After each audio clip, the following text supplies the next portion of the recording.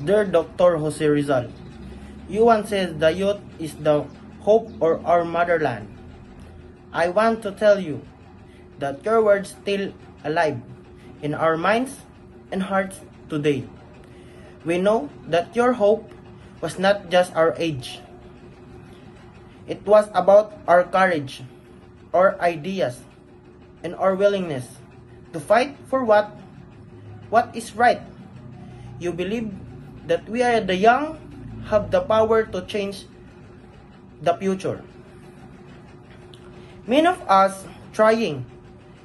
We study hard, we speak up, we help our communities, and we dream of a better Philippines.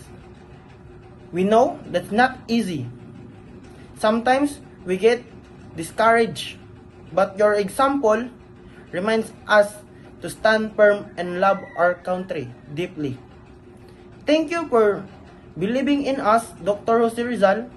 We will continue your fight, not with swords or revolutions, but with knowledge, unity, and the will to make a difference.